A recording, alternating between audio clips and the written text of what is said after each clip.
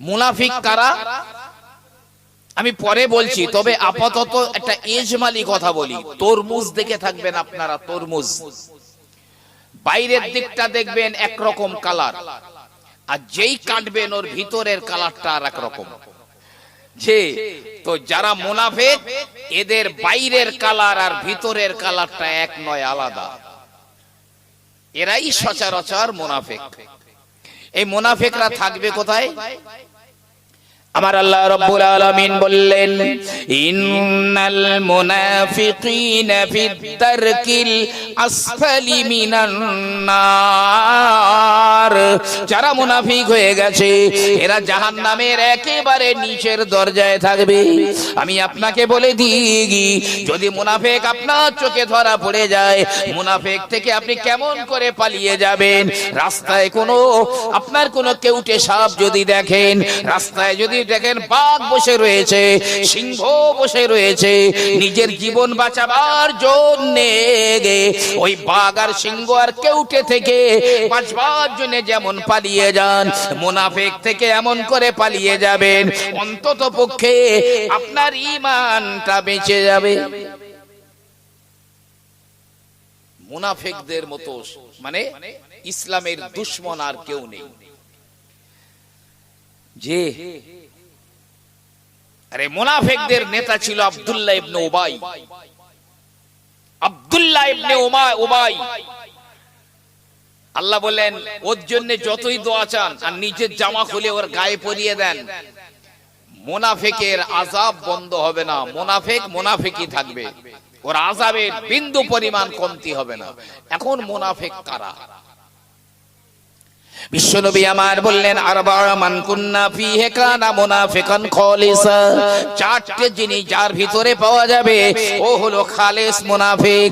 অন্য riwayate বিশ্বনবী বললেন, আয়াতুল মুনাফিকে সালাসুন। মুনাফিকের চিহ্ন হলো তিনটি। ইযাউ তুমিনা খানা, যখন কোনো আমানত রাখা হয় খেয়ানত করে দেয়। ওয়া ইযা আহাদা গাদার, যখন ওয়াদা করে তো ওয়াদা খেলাফ করে। 3 নম্বর, ইযা খসামা ফাজার, যখন ঝগড়া করে তো গালিগুলোজ করে। আর 4 নম্বরে, ইযা হাদাসা কাযাবা, যখন কথা বলে তখনও মিথ্যা কথা বলে। এই 4টে চিহ্ন মনে রাখুন। ইযা উতুমিনা খানা, যখন আমানত রাখা হয় আমানতের খেয়ানত করে। আমি আপনাকে বললাম, ভাই আমি একটা কথা বলছি, যেন কাউকে বলবেন না, ঠিক আছে? আমি আমার কথাটা আপনার কাছে আমানত রাখলাম, আমি বললাম কথাটা, পরে আপনি অন্য কাউকে বলেন এই অমুক এই কথা বলেছে, আমার আমানতের খেয়ানত করলেন। আমি একটা 100 টাকার নোট আপনার কাছে রাখলাম, ভাই আমার টাকাটা আমানত রেখে দিন। আমি যে নাম্বারের নোট, যে নোটটা আপনার কাছে রেখেছি, ঠিক সেই নাম্বারের সেই নোটটাই আমি যখন চাইবো আমার কাছে ফেরত দিয়ে দেওয়াটাই হলো আমানত।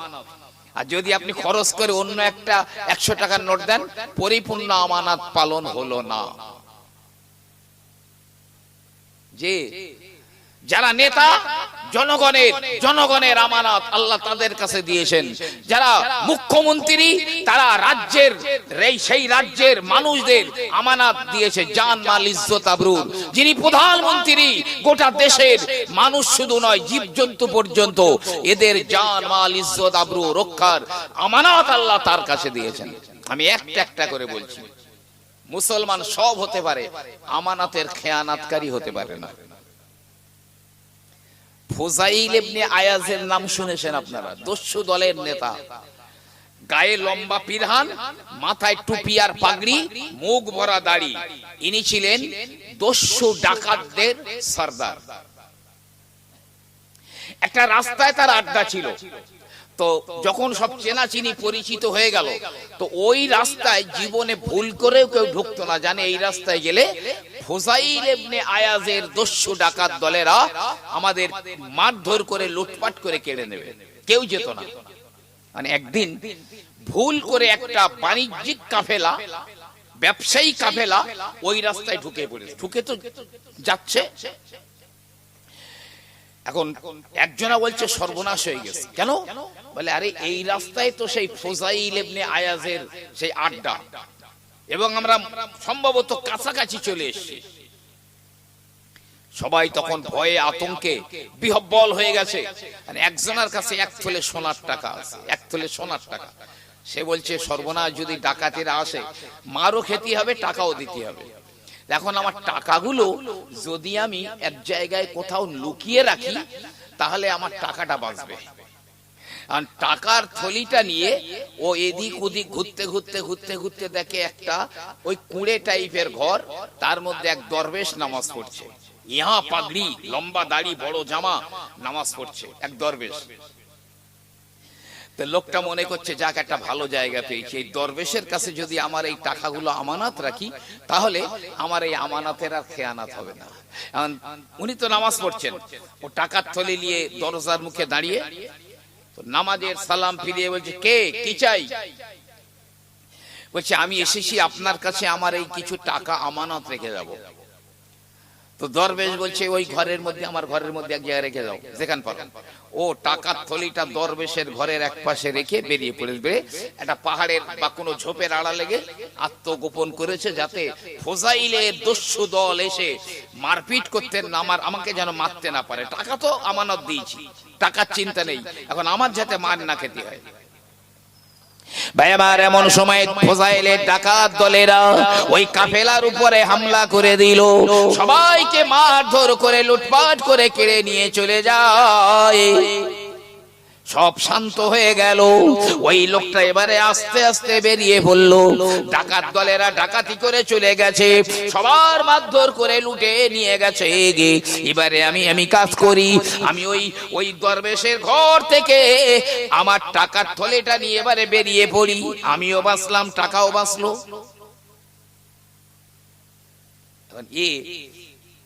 আস্তে আস্তে গিয়ে সেই ঘরের সামনে গিয়েছে, গিয়ে দেখছে এক্ষুনি যারা ওই মেরে ধরে ডাকাতি করে এনেছে সব ওই ঘরের মধ্যে বসে রয়েছে। এই লুটপাট করা টাকা পয়সা সব তাদের সামনে, আর ওই দরবেশ সেইগুলো ভাগ করছে। মানে ওই দরবেশই হলো সেই ফুজাইল ইবনে আয়াজ, ডাকাতের সরদার। লোকটা ভাবছে সর্বনাশ হয়ে গেল, একেবারে বাঘের ঘরে ছাগল পোষানি দিয়ে গেলাম। হয়তো অন্য জায়গায় রাখলে আমার টাকাগুলো বাঁচতো, কিন্তু এখন যা হয়েছে ও আর টাকা বাঁচবে না, হয়তো মারও খেতে হতে পারে। তা তবুও দাঁড়িয়ে রয়েছে, টাকার মায়া তো দাঁড়িয়ে রয়েছে, যাই হবে না। এখন ওই দরবেশ মানে ফুজাইল ওই সব লুটপাট করা মাল ভাগ করতে করতে বলছে, এখানে দাঁড়িয়ে কেন? বলছে আমি আপনার কাছে কিছু টাকা আমানত রেখে গিয়েছিলাম, সেই টাকাটা নেওয়ার জন্য এখানে এসেছি। খুব সাহস করে বলে। ফুজাইল বলছে তোমার টাকা যেখানে রেখে গিয়েছিলে সেখানেই রয়েছে, ওখান থেকে নিয়ে চলে যাও। লোকটা ঘরের ভিতরে ঢুকে ওই ডাকাতদের সম্মুখ থেকে টাকার থলেটা তুলে নিয়ে বেরিয়ে পড়েছে। যখন ডাকাতেরা বলে, হে আমাদের নেতা, হে আমাদের সরদার, এতক্ষণ লুটপাট করে মেরে ধরে কষ্ট করে কেড়ে আনতে হয়েছে, অযাচিত ভাবে 1 তোলে সোনার টাকা রেখে গেল আপনার ঘরে, আপনি কেন এমন করে ফিরিয়ে দিলেন? ফুজাইল বলে, হে ডাকাত দলেরা, আমি ফুজাইল, আমি চোর হতে পারি, গুন্ডা হতে পারি, লুটেরা হতে পারি, কিন্তু শুনে রেখে দাও আমি একজন ইমানদার, আর ইমানদার কখনো আমানতের খেয়ানাতকারী হতে পারে না। ও আমার কাছে আমানত রেখে গিয়েছিল, আমি ওর আমানতটা ফেরত দিয়েছি মাত্র। এ তো ছিল ডাকাতদের, দস্যুদের, সরদারদের স্বভাব। তা এখনকার মানুষগুলো না জানি এরা কত বড় ফুজাইল হয়ে গেছে আমি জানি না। যে দোকানে মাল খাই, 500 টাকা ধার পড়েছে, কিছুদিন পরে চেয়েছে এই সে তো তোর কবে দিয়ে দিছি, এরা অথচ 1 পয়সা দেয়নি। না জানি এ কত বড় লুটেরা, কত বড় দস্যু ডাকাতের সরদার, আল্লাহ পাকি ভালো জানেন। শুনে রাখুন, যে টাকাটা রাস্তায় কুড়িয়ে পেয়েছেন, এই টাকাটাও কিন্তু আপনার কাছে আর এক রকম আমানত।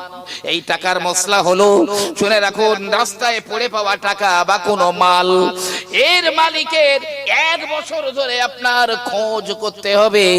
1 বছরের ভিতরে যদি মালিক পাওয়া যায়, টাকা মালিকের ফেরত দিতে হবে। 1 বছর খোঁজ দিতে হবে। আর যদি 1 বছর খোঁজার পরে মালিক না পাওয়া যায়, তখন সে নিজে যদি গরিব মানুষ হয় তাহলে সে সেটা খরচ করতে পারবে। আর যদি বড় লোক হয় তাহলে গরিব মানুষদের দিয়ে দিতে হবে, গরিব মানুষদের দিয়ে দিতে হবে। এটা মনে রাখুন, শুনে রাখুন ভাই আমার। এই আমানতের মাল আপনাকে 1 বছর ধরে মালিকের খোঁজ করতে হবে। কিন্তু রাস্তায় দেখা যায় এখন কি জানেন, যদি 5 টাকার একটা কয়েন পড়ে থাকে না, দুই একজনকে তাড়াতাড়ি পাদে চাপা যায়, মানে দেখতে না পাই কেউ। হ্যাঁ, আর যদি বাই চান্স কেউ দেখে ফেলে, তাহলে ও এমন একটা ভাব নেবে যেন ওর পকেট থেকে এই টাকাটা পড়ে গেছে। আল্লাহ, এ কোন জমানা! কেন অমিত বাবুরা বলছেন চুন চুন কর নিকালেঙ্গে, কেন বলছেন? যে এমনিতে না, আর ওয়াজ করলে তো একদম ফুল টোটাল সময় আমার ব্যয় হয়ে যাবে, ছেড়ে দেন। শুনে রাখুন, নবী পাকের জমানার একটা কথা বলি আমি। নবী পাকের সাহাবাদের চিন্তা ভাবনা দেখেন আর আমাদের চিন্তা ভাবনা।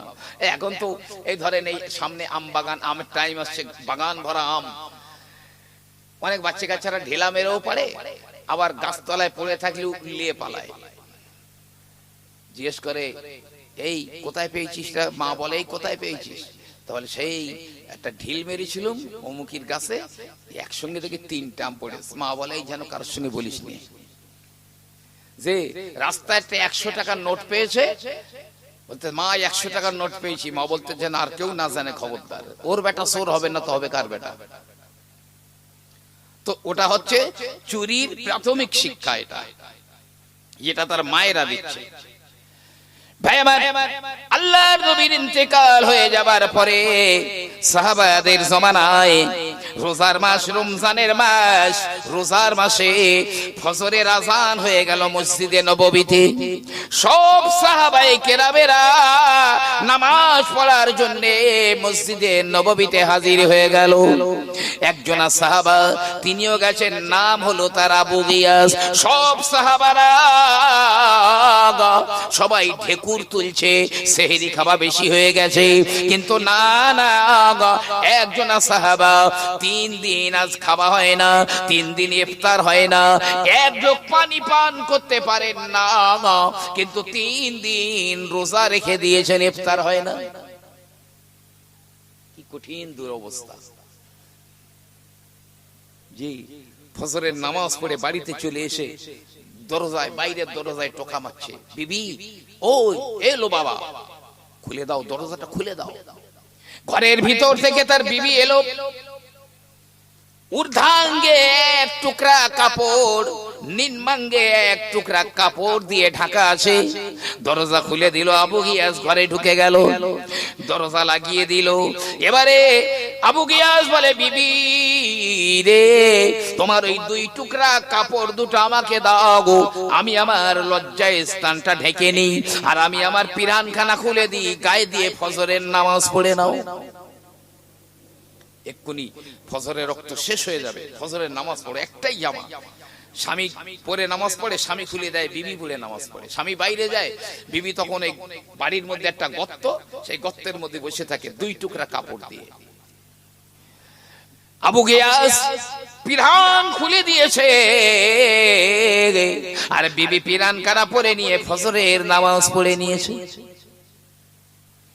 বিবি বলে, স্বামী ঘরে বসে থাকলে হবে না, আমরা 3 দিন হয়ে গেল, এখন ইফতারি হয়নি, সেহরি হয়নি, অথচ রোজা রেখে দিলাম, আমাদের কথা না হয় ছেড়ে দিলাম। ওই বাচ্চাগুলোর দিকে দেখো, চোখগুলো কোঠরাগত হয়ে গেছে, পেটগুলো পিঠের সঙ্গে লেগে গেছে, মৃত্যুর সঙ্গে পাঞ্জা কষে। ঘরে থাকলে হবে না, স্বামী বাইরে গিয়ে একটা কাজ দেখেন। বাচ্চাদের জন্য যদি কিছু অন্তত খাবার আনতে পারেন। লো বাবা জামা খুলে দিয়েছে, আবু গিয়াস জামা পরে বাইরে বেরিয়ে গেছে কাজের সন্ধানে।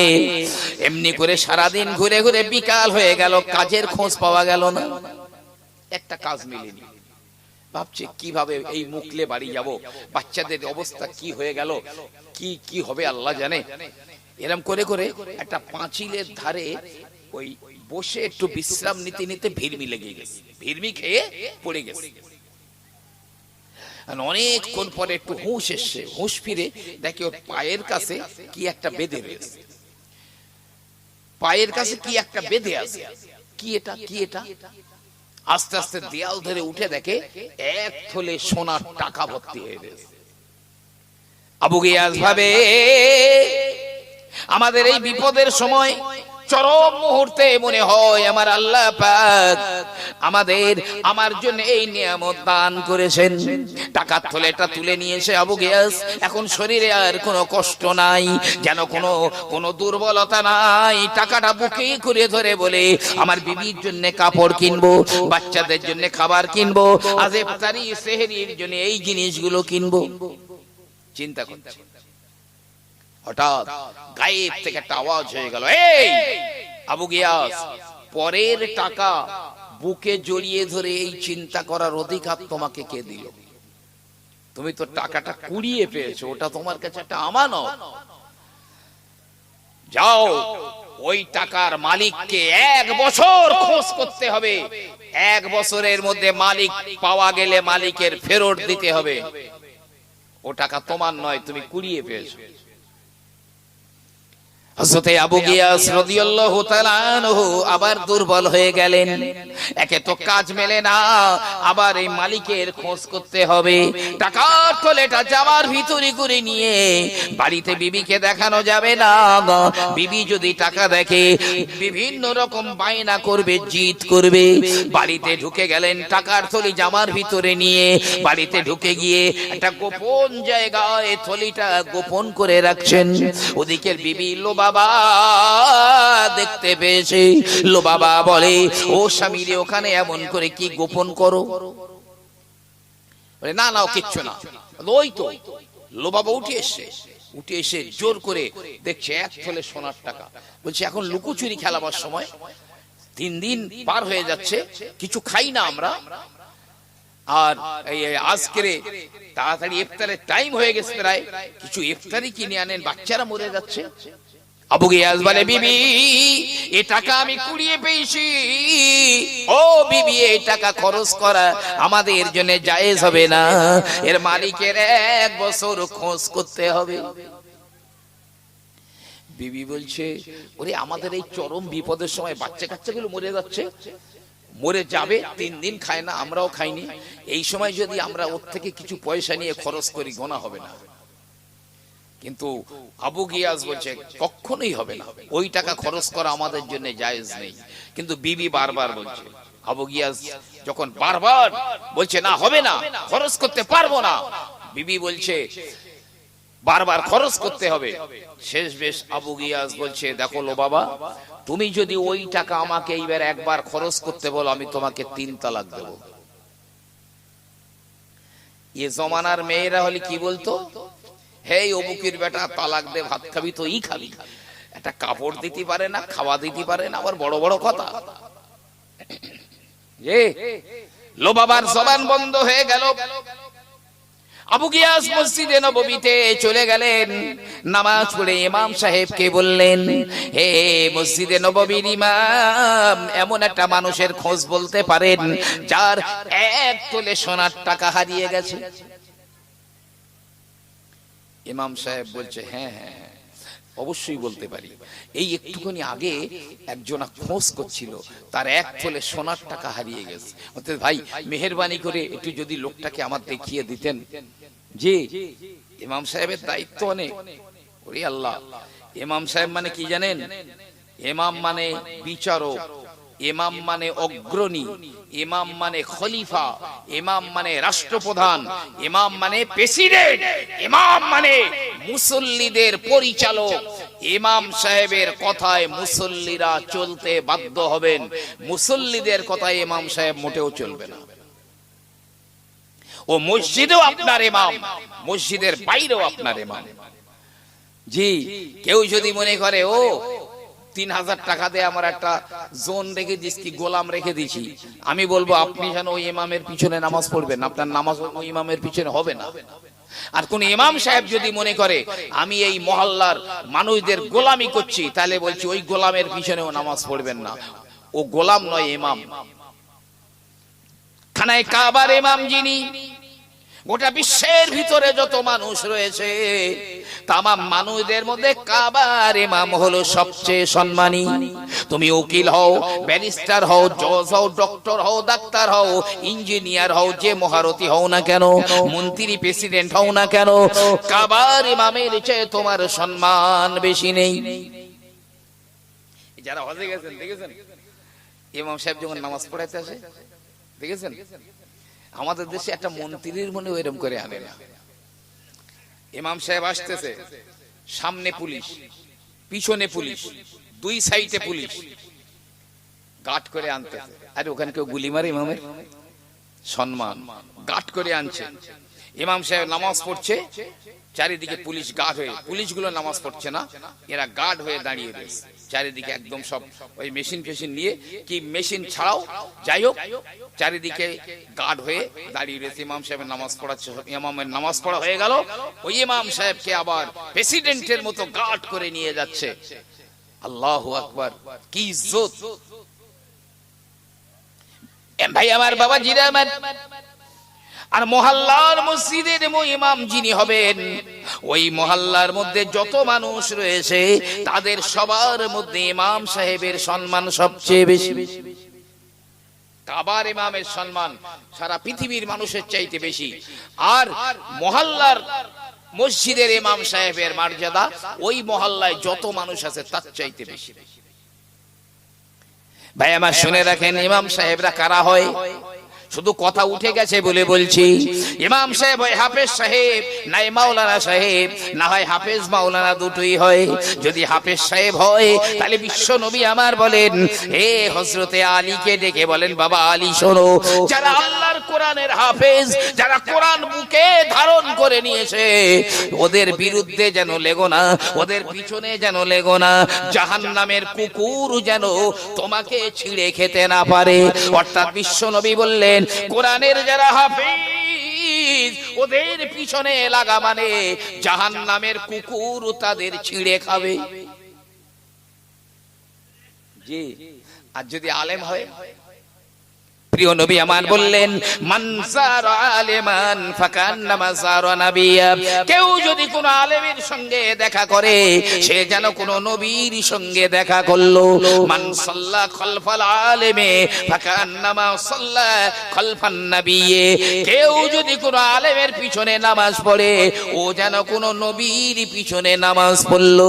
বিশ্ব নবী আমার বললেন, উলামা উম্মতি কাআম্বিয়া বনি ইসরাইল, আমার উম্মতের মধ্যে যারা আলিম ওরা হলো বনি ইসরাইলদের নবীদের মতো। একবার জোরে বলুন না সুবহানাল্লাহ। এই জাতি ততদিন উন্নতি করতে পারবে না যতদিন তারা ইমামের অনুসরণ না করবে, ততদিন। এখন মসজিদে নববীর ইমাম সাহেব খুঁজে খুঁজে লোকটাকে বার করে এনেছে, এই ভাই আবু গিয়াস, এই ব্যক্তির এক তোলে সোনার টাকা হারিয়ে গেছে। আবু গিয়াস খুব কাকুতি মিনতি হয়ে বলছে, ভাই আপনার কি এই এক তোলে টাকা হারিয়েছে, সোনার টাকা? বলতে হ্যাঁ হ্যাঁ ভাই আমার হারিয়েছে। তা কেউ যদি টাকাটা পায়, সে যদি আপনাকে ফেরত দেয়, তা আপনি তার কি দেবেন? যে পেয়েছে বলে তাকে কিচ্ছু দেবো না, সে আবার টাকা কুড়িয়ে পেয়েছে, তার নৈতিক দায়িত্ব, ইমানি দায়িত্ব আমাকে ফেরত দেবে, আমি তো আবার কি দেবো? আবু গিয়াস বলছে, ভাই ওই না করে সব টাকা তো চলে যাচ্ছিল, তা যে পেয়েছে তারে অর্ধেক দেন আর আপনি অর্ধেক নেন। বলছে না না না, মোটেও না। আবু গিয়াস বলছে, ভাই এক কাজ করেন, তাহলে 4 ভাগ করেন টাকাটা করে, 3 ভাগ আপনি নেন আর যে পেয়েছে তারে 1 ভাগ দেন। না না না, হবেই না, 1 টাকাও দেবো না। বলছে, ভাই ওইরকম জেদ ধরলি হয়, এক কাজ করো, যে পেয়েছে তার 10টা দিয়ে সব নিয়ে নাও। বলছে না না না, তাও হবে না। আবু গিয়াস বলে, ভাই যান সব টাকা নিয়ে নেন, তবে যে পেয়েছে তার একটা টাকা দেন। মালিক বলছে হবে না, হবে না, হবে না, এক টাকাও দিতে পারবো না। এ আবু গিয়াস, আমি নিশ্চিত করে বলতে পারি আমার টাকাটা তুমি কুড়িয়ে পেয়েছো, তবে তোমার কাছে আমার টোটাল টাকাটা রয়েছে। মনে করলে তুমি সব খরচ করে দিতে পারো, তবে আমার অনুমতি নাই। আর আমার অনুমতি ছাড়া ওই একটা টাকা যদি খরচ করো, কিয়ামতের ময়দানে তোমার সব নেকিগুলো আমি নিয়ে নেব। এক টাকার বিনিময়ে। আবু গিয়াস তখন পঞ্চম দিন চলছে, 5 দিন চলছে, যে একদিন এদিক ওদিক কেটে গেল, 5 দিনের মাথায় এখনো কিচ্ছু খাওয়া হয়নি। আবু গিয়াস বলছে ভাই দরকার নেই টাকার, চলো তোমার টাকা তুমি ফেরত নিয়ে নাও। মালিকের ডেকে বাড়ি এনে টাকার থলিটা বার করে মালিকের হাতে দিয়ে দেছে।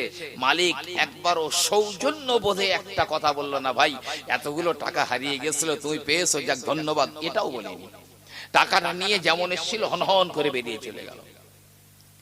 বাচ্চাগুলো আর বাঁচবে না, মাটির সঙ্গে প্রায় মিশে গেছে।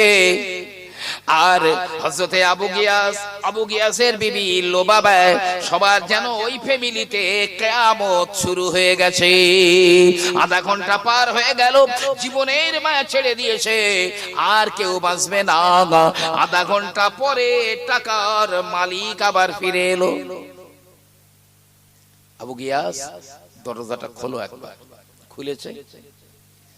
ভাই আমার আব্বা মরে যাবার সময় এই এক থলে টাকা আমার দিয়ে গিয়েছিল, আর বলে গিয়েছিল খোকা তুমি যখন হজ করবে তোমার নিজের কামাই করা টাকা দিয়ে হজ করবে, আর তোমার চোখে যে লোকটা তাকওয়াপন্থী আমানতদার এমন একজন গরিব মানুষকে এই টাকাটা তুমি তাদেরকে দান করে দেবে। ভাই আবু গিয়াস আল্লাহর কসম বলছি, এই রকম একটা তোমার মতো আমানতদার আর তাকওয়াপন্থী এখনো আমার লাইফের মধ্যে আমি দেখিনি। এই কি চরম বিপদ। হে আবু গিয়াস, আমি আমার এই এক থলে সোনার টাকা আপনার পরিবার পরিজনদের জন্য আমি সবই দান করে দিলাম। এখন সব খরচ করতে পারেন, আর অসুবিধা নেই। যে কিন্তু আগে আমার বিনা অনুমতিতে একটা টাকা খরচ করলে নেকি বিক্রি হয়ে যেত কিয়ামতের ময়দানে। এটা হলো পড়ে পাওয়া টাকার মসলা, এটাও একটা আমানত। শুনে রাখুন ভাই আমার, যিনি নেতা, যিনি মানুষের নেতা, মানুষের সরদার, যিনি প্রেসিডেন্ট, যিনি রাষ্ট্রপ্রধান, যিনি প্রধানমন্ত্রী, যিনি মুখ্যমন্ত্রী, যেই হোক না কেন, তার আন্ডারে যত মানুষ আর জীবজন্তু রয়েছে সবার জান মাল ইজ্জতের দায়িত্ব আল্লাহ তার কাছে দিয়েছেন। হযরতে ওমর ইবনে আব্দুল আজিজ রাহমাতুল্লাহ আলাইহি বলতেন, হায়রে যদি দজলা নদীর তীরে যদি একটা কুকুর অভুক্ত পড়ে থাকে, তার জন্য আল্লাহর কাছে আমার জবাবদিহি করতে হবে।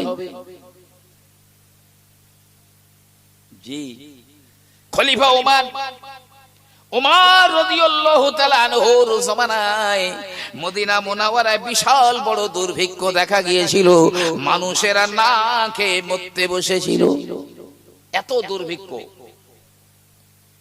এখন এক এতিম বাচ্চা ছেলে, ছোট বাচ্চা ছেলে, এতিম ছেলে, এই বাচ্চাটা 2-3 দিন ধরে উপোস রয়েছে। এখন মদিনা ভর দুপুর বেলা একা একা বেরিয়ে পড়েছে, মদিনার খেজুর বাগান, এ বাগান ও বাগান ঘুরে ঘুরে বেড়াচ্ছে। যদি একটা খেজুর পাওয়া যায়, অন্তত খেজুরটা খেয়েও খানিকটা আমার ক্ষুধা নিবারণ করব, বেড়াচ্ছে। ছোট বাচ্চা ছেলে ঘুরে ঘুরে এ বাগান ও বাগান ঘুরছে। হঠাৎ করে দেখা গেল 20-25 জন দল, একটা মানুষের দল, তারা এসে ওই বাচ্চাটাকে ধরে ফেলে দিয়েছে। এ ছেলে চল আমাদের সঙ্গে চল। ছেলেটা কান্নাকাটি করে, কোথায় নিয়ে যাবেন আমাকে, কোথায় নিয়ে যাবেন? আমি এতিম ছেলে, আমার মা আমাদের কয়েকটা বাচ্চা নিয়ে আমাদের মুখের দিকে তাকিয়ে বেঁচে আছে, কোথায় নিয়ে যাবে? এই কথা বলবি না, আমরা 3 দিন খাওয়া হয় না, আমরা মরে যাচ্ছি খিদার যন্ত্রণায়, চল তোকে জবাই করে তোর গোশতটাকে কাবাব করে আমরা খেয়ে খিদা মেটাবো। এই বইটা মার্কেটে আর খুব একটা দেখি না, অনেক পুরাতন বই, ফেরেশতার চেয়ে বড়। বইটার নাম ফেরেশতার চেয়ে বড়। খুব সুন্দর সুন্দর ওকে আছে। বাচ্চাটা তো কেঁদে জারে জার হয়ে যাচ্ছে, চাচাজি আমি এতিম ছেলে, একটু দয়া করো, আমাকে নিয়ে যেও না, আমার মা আমার না দেখলে বাঁচবে না। ঠ্যাস করে একটা চড় মেরেছে, বেয়াদব চুপ কর, আমরা খিদের জ্বালায় মরে যাচ্ছি, তোকে জবাই করে তাড়াতাড়ি এই গোস্তটা আগুনে পুড়িয়ে ঝলছে, খেয়ে অন্তত জীবনটা বাঁচাই। বাচ্চাটার কান্না ওদের অন্তরে আঘাত করলো না। কঠোর পাষাণ হৃদয়ের মানুষগুলো বাচ্চাটাকে ধরে ধরে নিয়ে যায়, নির্জন একটা জায়গায় নিয়ে গেল। চতুর্দিকে এমনি করে ঘন জঙ্গল, চতুর্দিকে গাছপালায় ভরা। সেই রকম একটা জায়গায় নিয়ে গিয়ে হাত দুটো বেঁধে দিয়েছে, বাচ্চাটার পা দুটো বেঁধে দিয়েছে। বাচ্চারা ডুকরে ডুকরে কাঁদে, ছেড়ে দাও ছেড়ে দাও ছেড়ে দাও, এতিম বাচ্চার উপরে একটুখানি দয়া করো। কে কার কথা শুনে? এই চুপ। এখন একজন একটা তলোয়ার দিয়ে বাচ্চাটার তো হাত পা বাঁধা হয়ে গেছে, শুইয়ে দিয়েছে, একটা তলোয়ার নিয়ে বাচ্চাটার গলার কাছে আস্তে আস্তে নিয়ে যাচ্ছে। হঠাৎ করে জঙ্গলের ভিতর থেকে আচমকা একটা তীর এসে ওই ঘাতকের হাতে ফ্যাস করে বিঁধে গেল। যে তলোয়ার নিয়ে জবাই করতে যাচ্ছিল, হাতে একটা তীর বিঁধে গেল। চারিদিকে দেখছি কে মারলো তীরটা, কেউ তো নেই, এই তো আমরা কথা না। হঠাৎ দেখছি ওই জঙ্গলের ভিতর থেকে উটের উপরে বসে একজন ব্যক্তি আস্তে আস্তে বেরিয়ে এসছে। এই বাচ্চাটা তোমাদের কাছে এত মিনতি করছে, এত কান্নাকাটি করছে, তোমাদের মন গলে না? এই এতিম বাচ্চাটার উপরে এই অত্যাচার করছো, ছেড়ে দাও। তোমরা অন্য কোনো উপায়ে তোমাদের খিদা মেটাও, তা বাচ্চাটাকে ছেড়ে দাও। এরা বলছে, আমরা ভাবছিলাম এতটুকু বাচ্চা, এর কতটুই বা গোস্ত হবে, আমরা তো লোকে অনেক, পেট ভরবে না। তা তোমার মতো একজন ব্যক্তি যখন এসেই গেছে, খুব ভালো হলো, তোমাকেও একসঙ্গে দিয়ে দেবো। এই দুজনার গোস্ত একসঙ্গে হলে পরিমাণ বেশি হবে, আমাদের খিদে পেশো, আগে একে দেই, তারপরে তোমাকে নিচ্ছি। লোকটা বলল, দেখো আমি তোমাদের ভালো কথাই বলছি, ছেড়ে দাও, বাচ্চাটাকে ছেড়ে দাও, অন্য উপায় খোঁজো। তখন বললে, বেশি কথা বলতে হবে না তোমার, দাঁড়াও, তোমারও দিচ্ছি। লোকটা বলছে, ঠিক আছে, বাচ্চাটার খুন করার আগে এসো আমার সঙ্গে লড়াই করবে। যদি লড়াই করে আমি হেরে যাই, তাহলে আমার ও বাচ্চার যা ইচ্ছা তাই করবে, আর যদি তোমরা পরাজিত হও, কি করব সেটা আমি জানি। এরা ভাবছে আমরা 20-25 জন, আর ও লোক তো 1 লাখ, আমাদের কাছে পারে। যুদ্ধ বেঁধে গেল।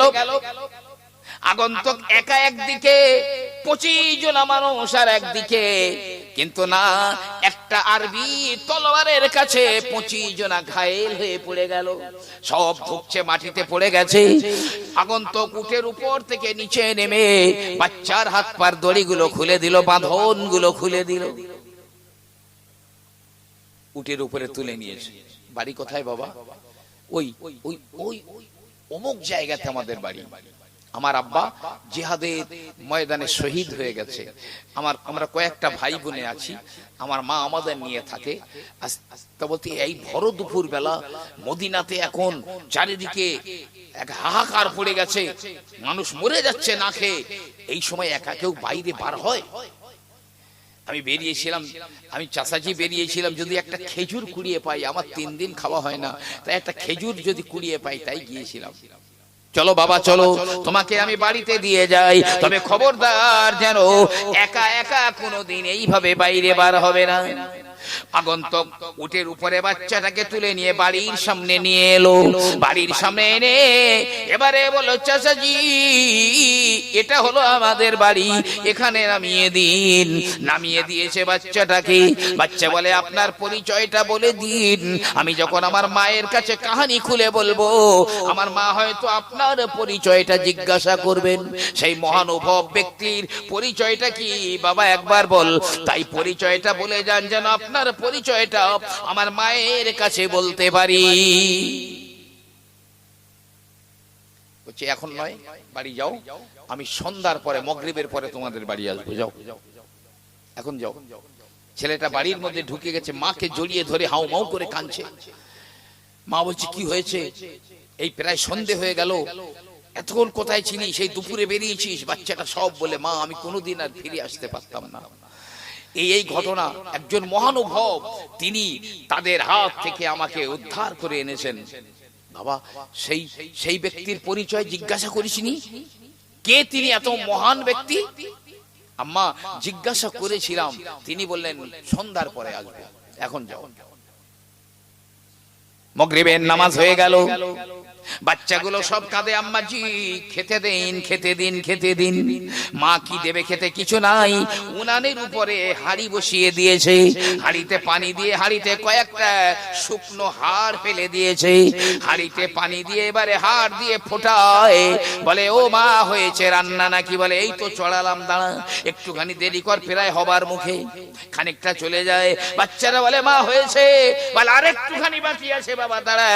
এমন করে করে বাচ্চাগুলো এক সময় সব ঘুমিয়ে পড়ে। এই ছেলেটা আধো আধো জেগে আছে, জানে সেই ব্যক্তি আসবে, তাই অর্ধেক ঘুম আর অর্ধেকটা জাগা, এই অবস্থায় আছে। এখন সন্ধ্যা হয়ে গেল, মাগরিবের নামাজ হয়ে গেল, মাগরিবের পরে এসছে সেই ব্যক্তি, তার সঙ্গে আর একজন আছে। দেখছে সেই ব্যক্তির মাথায় একটা আটার বস্তা, হাতে একটা টিন, অন্যান্য খাবার, আর সঙ্গে এর কাছে কিছু খাবার খেজুর রয়েছে। দরজায় টোকা মারে, টোকা মারে, ও বাবা দরজা খুলে দাও। ছেলেটার ঘুম ভেঙে গেল, এক লাফে এসে দরজা খুলে দিয়েছে। আগন্তুক তার সঙ্গীকে নিয়ে ভিতরে গিয়ে দেখে উনানের উপরে হাঁড়িতে কি রান্না হয়। বুড়িমা কি রান্না হচ্ছে? বলছে বাবা কিচ্ছু রান্না হয় না, কিচ্ছু নেই তো। বাচ্চারা বলছে খেতে দাও, খেতে দাও। তা ওদের বোঝাবার জন্য, ঘুম পাড়াবার জন্য এই পানি আর কিছু শুকনো হাড় ফেলে জাল দিচ্ছে, আর বলতে এই রান্না হয়ে গেল, হয়ে গেল, এই করে করে ঘুম পাড়িয়েছে। আগন্তুক বলে বুড়িমা পাতিল নামিয়ে দিন, হাঁড়ি নামিয়ে দিন, আর মিশামিশি খেলা হবে না। তিনি নিজে আটার খামির বানিয়ে ওই ব্যক্তি নিজেই রুটি বানিয়ে দিয়েছে, সঙ্গে কিছু ঘি ছিল, রুটি বানানো হয়ে গেল, নিজেই রুটি বানিয়েছে। বলে বাচ্চাদেরকে ডাকুন, বাচ্চাদের ডেকে নিজে হাতে পরিবেশন করেছে। ও বুড়িমা আপনিও খেয়ে নিন। বুড়িমাও খেয়ে নিয়েছে। বাবা তোমরা কি খাবে না? আগন্তুক বলছে আমরা খাবো না। আদর আপ্যায়ন করে সব খাইয়েছে নিজে হাতে। বুড়ি বলছে বাবা যদি আমাদের এই খলিফা ওমর না হয়ে তুমি যদি মদিনার খলিফা হতে, আমার মতো বিধবা আর এই এতিম ছেলেদের এত কষ্ট হতো না। তুমি যদি খলিফা হতে, ওমর যদি খলিফা না হতো। বুড়িমা হয়তো ওমর চেষ্টা করে, আপনার খবর এখনো তার কাছে হয়তো পৌঁছায়নি, কিংবা হয়তো ওমর দিয়েছে আপনার কাছ পর্যন্ত পৌঁছায়নি, এমন হতে পারে। তাহলে এক কাজ করুন, ওমর তো একা, তো আপনি কাজ করুন, ওমরের সঙ্গে আমার খুব পরিচয় আছে, আপনি এই বাচ্চা কাচ্চাগুলো নিয়ে কাল সকালবেলা খলিফা ওমরের দরবারে আসেন, আমি খলিফাকে বলে আপনার প্রতি মাসে একটা ভাতা দেওয়ার ব্যবস্থা করব।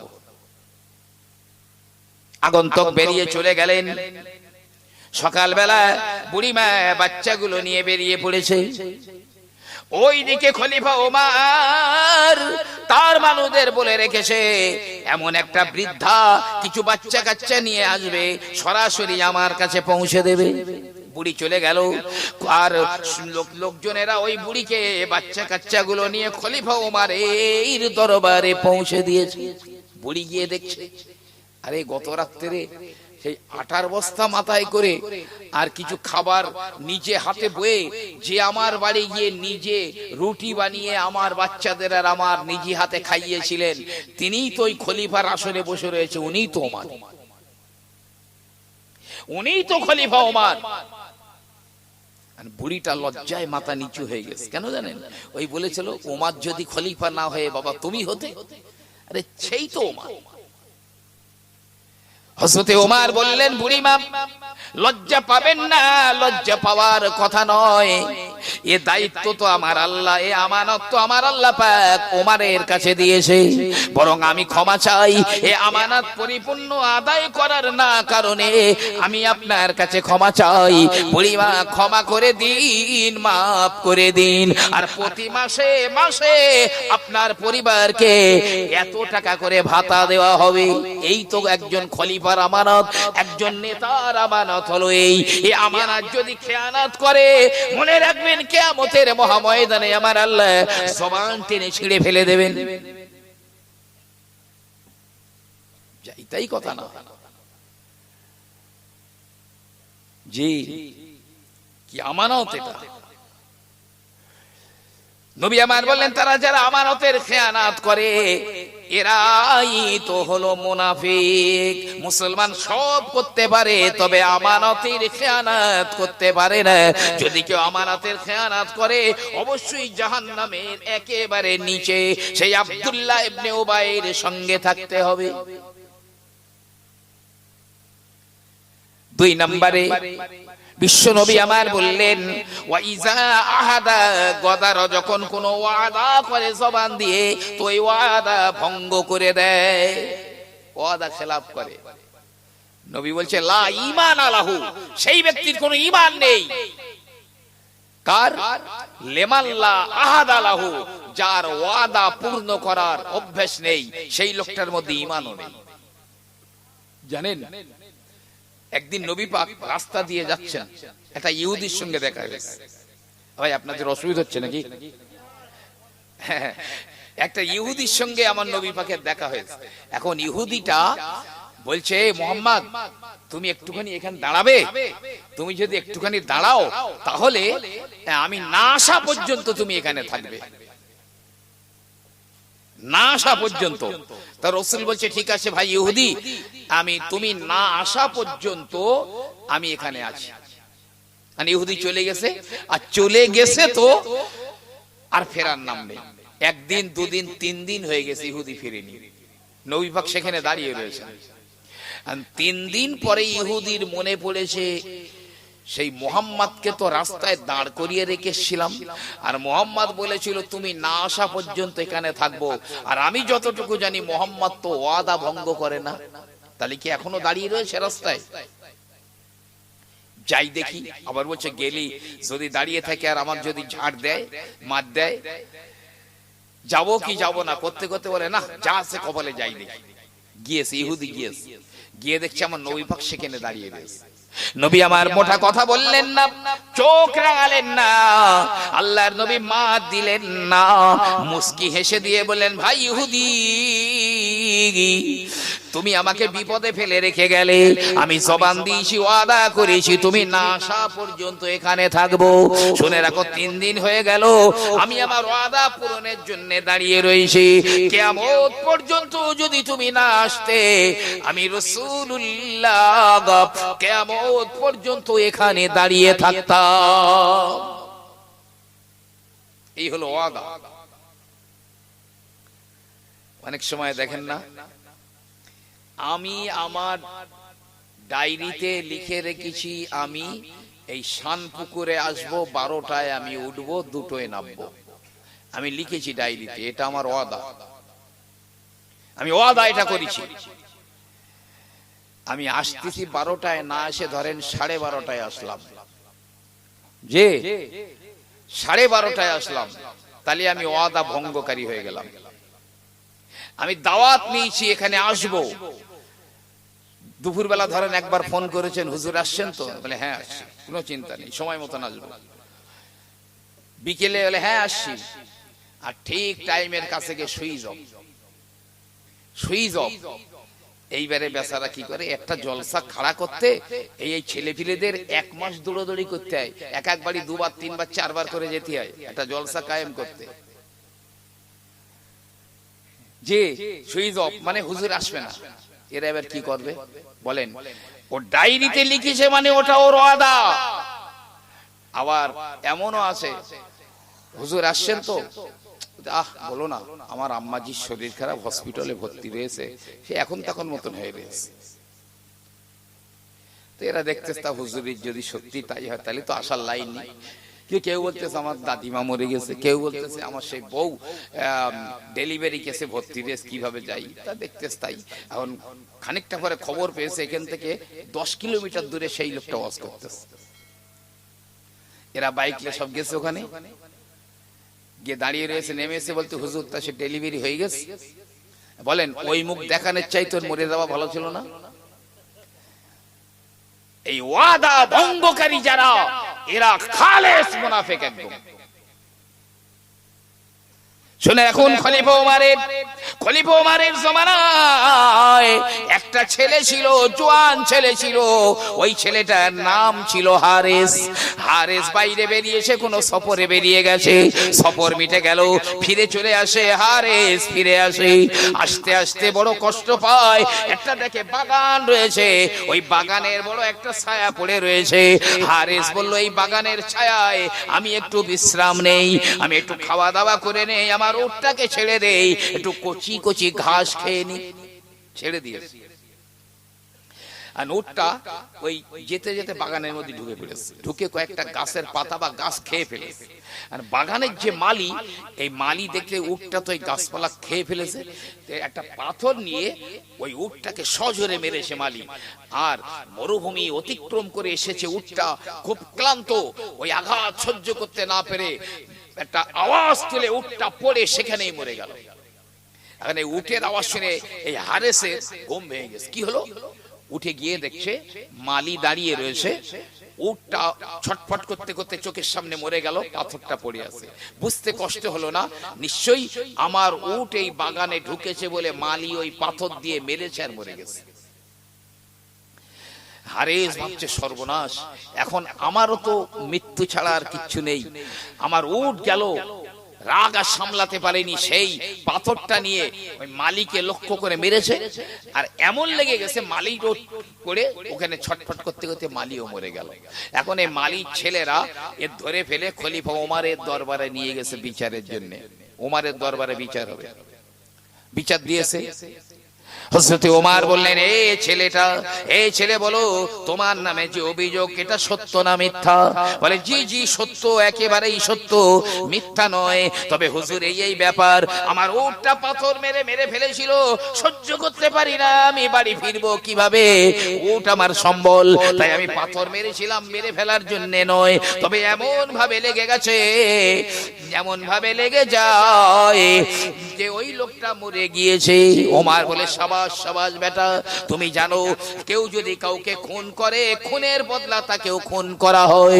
ইয়া আইয়ুহাল্লাযীনা আমানু কুতিলা আলাইকুমুল কিসাস, খুনের বদলা খুন, কিসাসকে আমার আল্লাহ রাব্বুল আলামিন করে দিয়েছেন।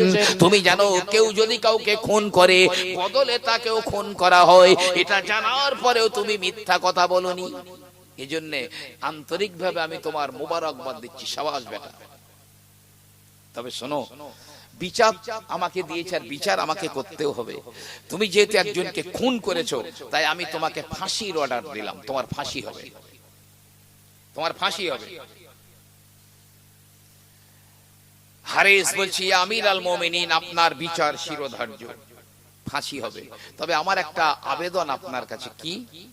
আমার 3টে দিনের জন্য ছুটি দেন, ছেড়ে দেন, আমি 3 দিন পরে আসবো। আমার আব্বা মরে যাওয়ার সময় কিছু টাকা আমার কাছে আমানত রেখে গিয়েছিল, আর বলে গিয়েছিল যে তখন আমার একটা ভাই ছোট ছিল, সেই ভাইটা নাবালক ছিল। আব্বা বলেছিল, বাবা এই টাকাটা তোর কাছে আমানত রাখলাম, আমার ওই নাবালক ছেলেটা যখন বড় হবে, সাবালক হবে, এই টাকাটা আমানতটা তার কাছে পৌঁছে দিস। সেই টাকাটা আমি রেখে দিয়েছি, আমি ছাড়া আর কেউ জানে না। তাই আমার 3 দিনের জন্য ছুটি দেন, আমি শুধু আমার আমানতটা ভাইয়ের কাছে দিয়ে আসবো। খলিফা ওমর বলছে এটা তো সম্ভব নয়, যেহেতু তুমি ফাঁসির আসামি, আমি তোমার ছেড়ে দিতে পারি না। তবে হ্যাঁ, তোমার জন্য যদি কেউ জামিন থাকে, তাহলে আমি তোমার 3 দিনের ছুটি দিতে পারি। এখন খলিফা ওমরও তাকাচ্ছে বিশাল জনতার দিকে, কেউ জামিন হয় কিনা। হারেস বলে, কে আছেন, কে আছেন? আমার জন্য 3 দিনের জন্য একটুখানি জামিন থাকবেন, 3 দিন পরে আমি ফিরে আসব। কিন্তু যার ফাঁসির অর্ডার হয়ে গেছে, তার জন্য কে জামিন থাকবে? যদি না আসে, তাহলে যে জামিন থাকবে তারই তো ফাঁসি হবে। কেউ নড়াচড়া করে না, পিন পতন নীরবতা। একজন সাহাবা দাঁড়িয়েছে, হযরতে আবু যার গিফারি রাদিয়াল্লাহু আনহু, বৃদ্ধ সাহাবী দাঁড়িয়েছেন। ইয়া আমিরাল মুমিনিন, হে খলিফাতুল মুসলিমিন, আপনি ওই জওয়ানটাকে ছেড়ে দিন, আমি ওর জন্য জামিন রয়ে গেলাম। আবু যার গিফারি জামিন হলেন। এই যাও হারেস, এই ছেড়ে যাও, তোমার 3 দিনের জন্য ছেড়ে দিলাম। হারেস বেরিয়ে চলে গেল। আবু যার গিফারিকে নজরবন্দি করে রাখা হলো। ওদিকে বাড়ি গিয়ে হারেস বলছে, মা, আমিরুল মুমিনিনের বিচারে আমার ফাঁসির অর্ডার হয়ে গেছে, আপনি তাড়াতাড়ি বিদায় দিন। সে মাকে বললে মা একবার জ্ঞান হারিয়ে পড়ে যায়, আবার জ্ঞান ফেরায়, আবার পড়ে যায়। একটা দিন চলে গেল মার কাছ থেকে বিদায় নিতে।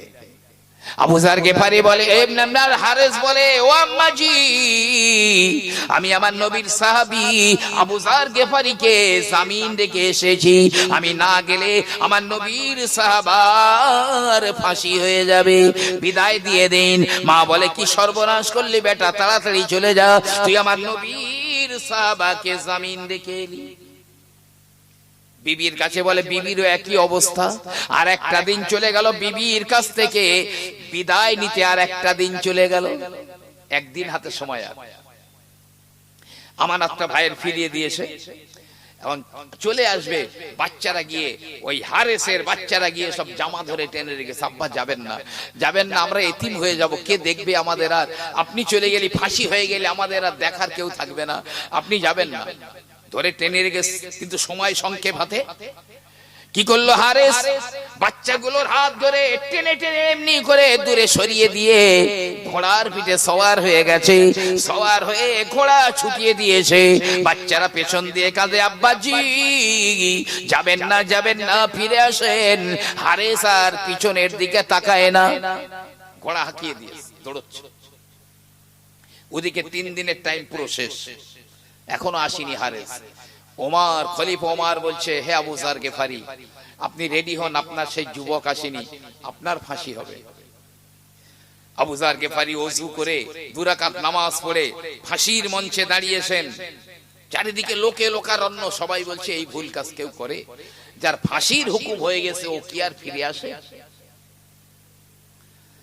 এখন ফাঁসি পরানো হবে, গলায় পরাতে যাবে। জনগণ হেঁকে উঠলো, ইয়া আমিরাল মুমিনিন, দাঁড়ান দাঁড়ান। ওই সেই অনেক দূরে পাহাড়ের ওই সাইড থেকে একটা ঘোড়া ছুটে আসছে ধুলো উড়িয়ে। হতেও পারে সেই ছেলেটা আসছে, একটু অপেক্ষা করেন, ওই ঘোড়াটা আসা পর্যন্ত। হযরত ওমর বলেন, এই একটুখানি অপেক্ষা করে, ঘোড়াটা আসা পর্যন্ত। ঘোড়াটা কাছাকাছি হয়ে গেল, মজলিসের ধারে চলে এলো। সবাই নারা লাগিয়ে দিল, সবাই মারহাবা মারহাবা মারহাবা বলে দিল। ওই হারেস ঘোড়ার পিঠে থেকে নিচে নেমে জনগণকে সরিয়ে একেবারে আবু যার গিফারির কাছে, ও আমার নবীর সাহাবা, ও আবু যার গিফারি, আমাকে মাফ করে দিন, একটুখানি দেরি হয়ে গেছে। ইয়া আমিরাল মুমিনিন, আমার মায়ের কাছ থেকে বিদায় নিতে একদিন চলে গেল, আমার বিবির কাছ থেকে বিদায় নিতে একদিন চলে গেল, আমার বাচ্চারা ধরে রেখেছিল, আসতে পারি না, তাই হাত দিয়ে ঠেলে ঠেলে দূরে সরিয়ে চলে এসেছি, একটুখানি দেরি হয়ে গেল, এবার আমার ফাঁসি দিয়ে দিন, আর হযরতে আবু যার গিফারিকে মুক্তি দিয়ে দিন। আবু যার গিফারি বলছে, ইয়া আমিরাল মুমিনিন, ও হারেসকে ছেড়ে দিন, ওকে ছেড়ে দিন, ফাঁসি আমারই দিয়ে দিন। আর হারেস বলছে, না, অপরাধ তো আমি করেছি, ফাঁসি আমার হবে, আপনার কেন হবে? কিন্তু আবু যার গিফারি বারবার বলছে, ইয়া আমিরাল মুমিনিন, হারেসকে বাড়ি যেতে অনুমতি দিয়ে দিন, ফাঁসি আমার দিয়ে দিন। এই মালির ছেলেরা যারা বিচার দিয়েছিল, তারা দেখলো ফাঁসিটা তো আনন্দের না, এ তো মৃত্যু। তা ইনি বলছে আমাকে দিতে, আর ও বলছে আমাকে দিতে, ব্যাপারটা কি? ব্যাপারটা কি? তখন ওই মালির ছেলেরা বললো, ইয়া আমিরাল মুমিনিন, এরা কোন কলেমার জোরে, কোন মন্ত্রের জোরে এরা এত ঊর্ধ্বে উঠে গেছে যে আমরা ওই জওয়ান হারেসকে মাফ করে দিলাম, ক্ষমা করে দিলাম, সুবহানাল্লাহ। ফাঁসির অর্ডার রহিত হয়ে গেল, ফাঁসি আর হবে না।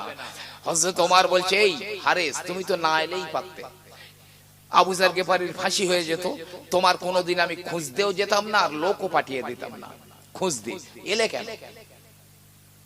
ইয়া আমিরাল মুমিনিন, আমি জবান দিয়েছি, আমি ওয়াদা করেছি ফিরে আসবো 3 দিন পরে, এটা আমার ওয়াদা। আমি যদি ফিরে না আসি তাহলে আমি ওয়াদা ভঙ্গ করে মুনাফিক হয়ে যাব।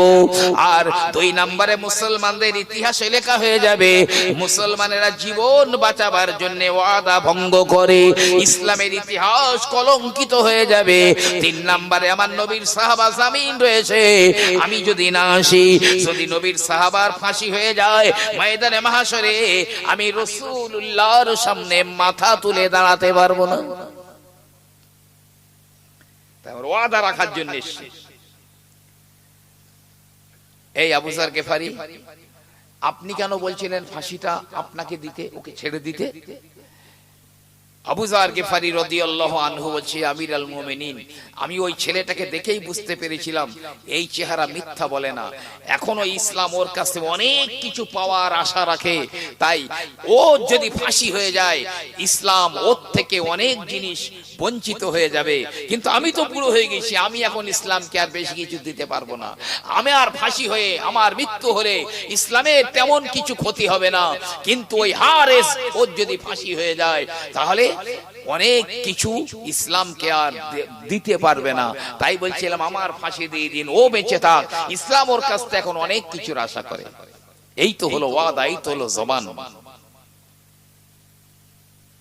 শুনে রাখুন ভাই আমার আল্লাহ রাব্বুল আলামিন আমাদের কাছে কোরআন আমানত দিয়েছেন, আমাদের কাছে মসজিদ আমানত দিয়েছেন, আমাদের কাছে মাদ্রাসা আমানত দিয়েছেন। এগুলো আমার আল্লাহর পক্ষ থেকে, এগুলো আমানত।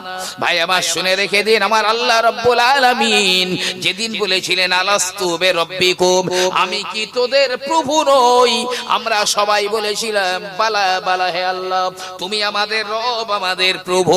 আল্লাহ বলেছিলেন যে আমি তোর দুনিয়ার বাজারে পাঠিয়ে দেব, তুই সময় মতো এটা করবি, ওটা করবি, ওটা করবি, মসজিদ আবাদ করবি, মাদ্রাসা কায়েম করবি, নামাজ পড়বি।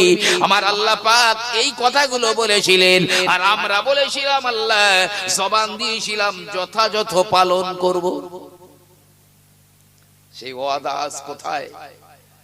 যে সেই চিন্তা ভাবনা আজ কোথায়? এই মসজিদগুলোর কত দাম জানেন, মাদ্রাসাগুলোর কত দাম জানেন? বিশ্বাস করুন, অ্যাক্টিভ ভাবে মসজিদ আর মাদ্রাসার সঙ্গে জীবনকে মিলিয়ে দিন। আর অমিত বাবুরা যদি হাত গুটিয়ে না নেয় তাহলে আমার নামে মিথ্যাবাদীর হ্যান্ডবিল ছাপিয়ে দেবেন।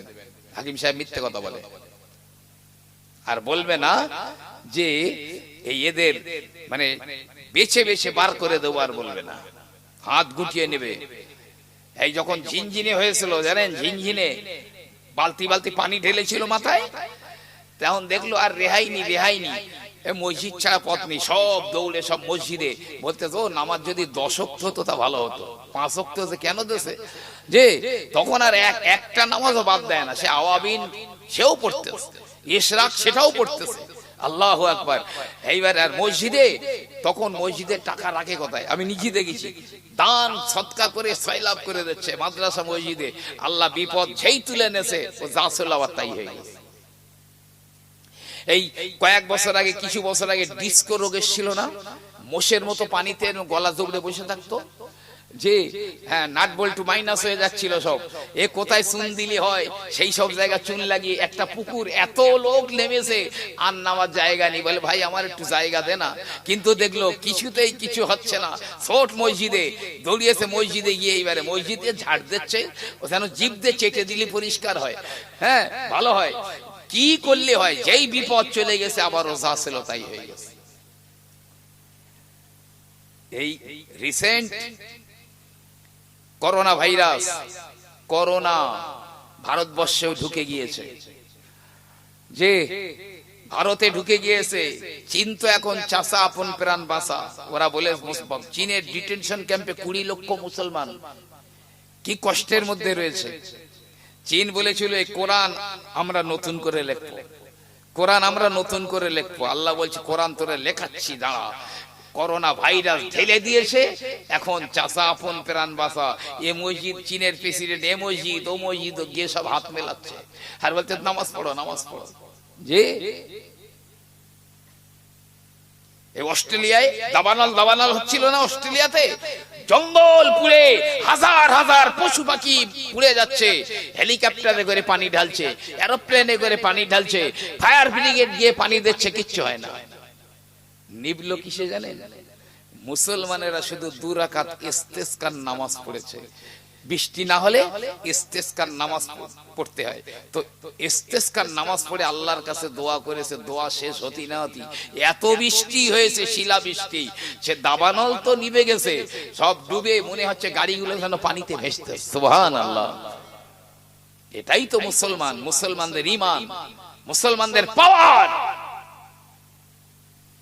একরকম জ্বর আসতেছে, জ্বর, সেই জ্বর যারে ধরতেছে সে আর বাঁচে না, একদম শিওর গ্যারেজ হয়ে যাবে। নবী বলেছে তসবিহ দানা কেটে দিলে একটার পর একটা যেমন পড়ে, একটা শেষ হবে আর একটা ধরবে, তবে এর বাঁচবার পথ কি জানেন? এবার চীনে একটা মুসলমানেরও করোনা ভাইরাস ধরেনি, অন্যরা সব মুখে বড় বড় গেঁজিয়ে পড়েছে, গেঁজে, আর এই যে গায়ে সব কভার। আজকের এই কলম পত্রিকা দেখছিলাম, হ্যান্ডশেক করে না, হ্যান্ডশেক হাতে হাত দেয়, সে ওর ভয় আর হাতে হাত দিয়ে হ্যান্ডশেক করে না, পায়ে পা মেলাচ্ছে, লেগ শেক, মানে পায়ে শক, হ্যান্ডশেক না লেগ শক। পা দুজনের সঙ্গে দেখা হচ্ছে, এ পা গিয়ে দিচ্ছে ও পা গিয়ে দিচ্ছে, পায়ে পায়ে মিলতেছে।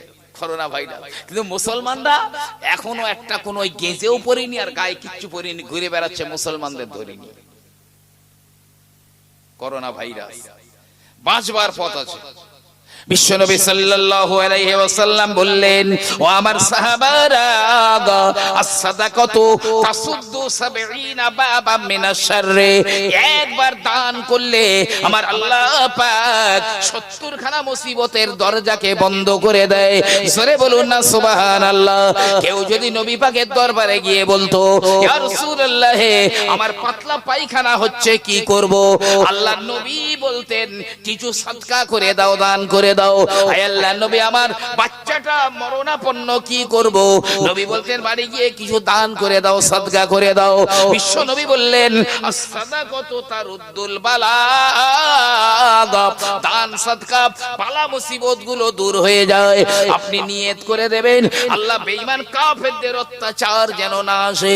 তবে আমি বলে যাচ্ছি, বুক ঠুকে বলে যাই, আপনার বেঈমান কাফেররা যে অত্যাচার করছে, আল্লাহর সাহায্য অবশ্যই নেমে আসবে, একেবারে 11 টাওয়ারে।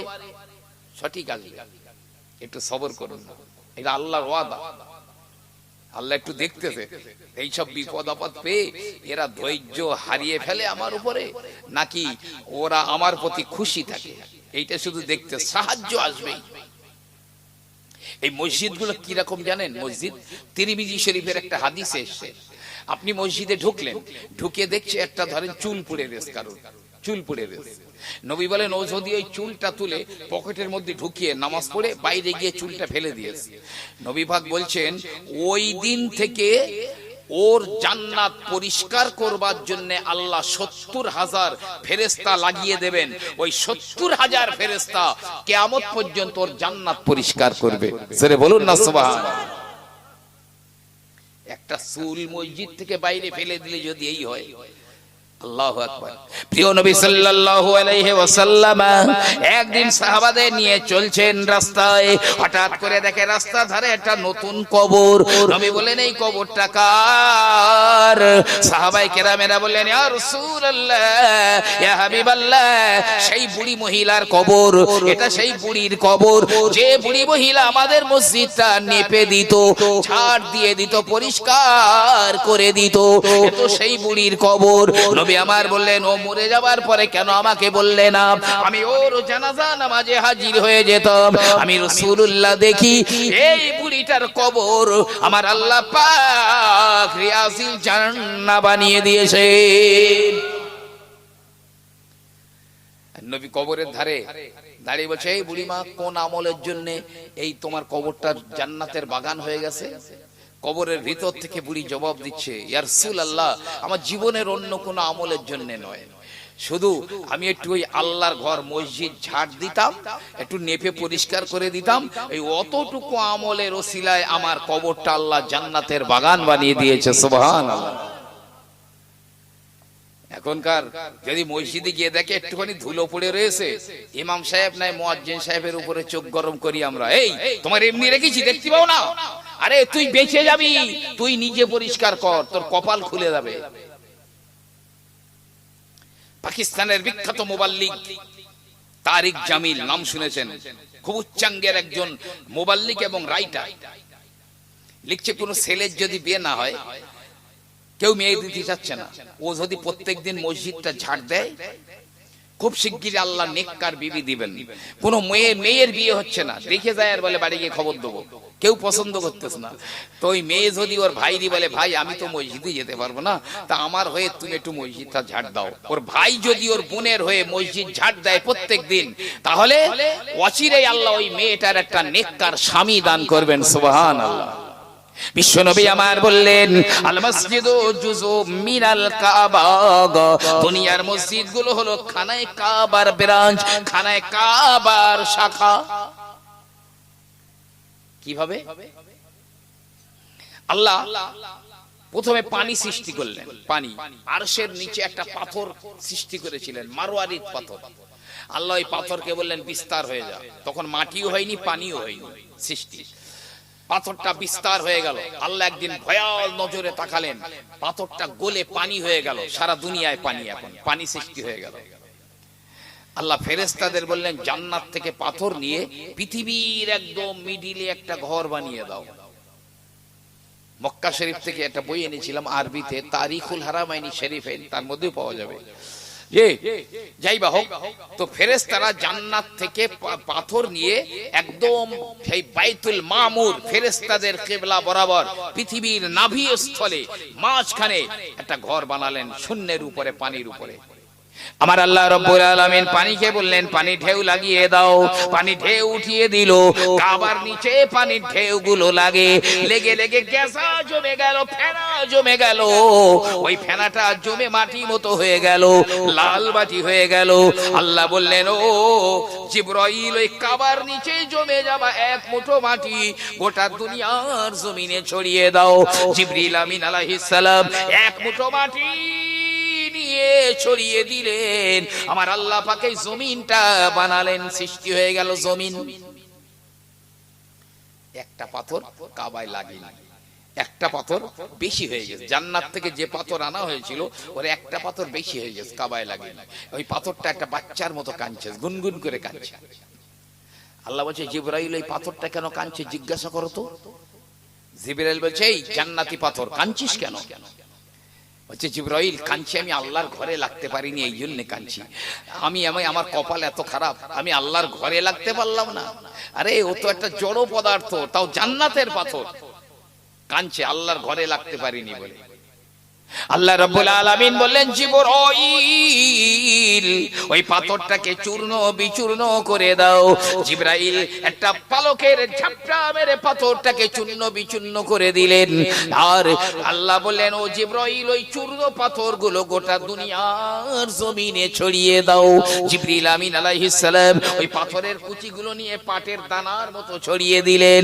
নবী বলেন, যেখানে ওই পাথরের কুচি একটা পড়েছে, ওখানে একটা মসজিদ তৈরি হয়েছে। তাই মসজিদগুলো কাবার ব্রাঞ্চ। সিংহায় ফুৎকার দেওয়া হবে যেদিন কিয়ামতের ময়দানে, পাহাড়গুলো পেঁজা পেঁজা তুলোর মতো উড়ে চলে যাবে। ওয়াতাকুনুল জিবালু কালইহিনিল মানফুজ, পাহাড়গুলো পেঁজা পেঁজা তুলোর মতো উড়ে যাবে। ইজাস সামাউন শাক্কাত, আসমান যেদিন ভেঙে ভেঙে পড়বে, তারকারা নক্ষত্ররা আলোহীন হয়ে খসে খসে পড়বে। ওয়াজুমিআশ শামসু ওয়াল কমার, চাঁদ আর সূর্যটা নিষ্প্রভ হয়ে একে অপরের সঙ্গে মিশে যাবে। ওই দিনে সব ধ্বংস হয়ে যাবে, মসজিদ আর মাদ্রাসা ধ্বংস হবে না।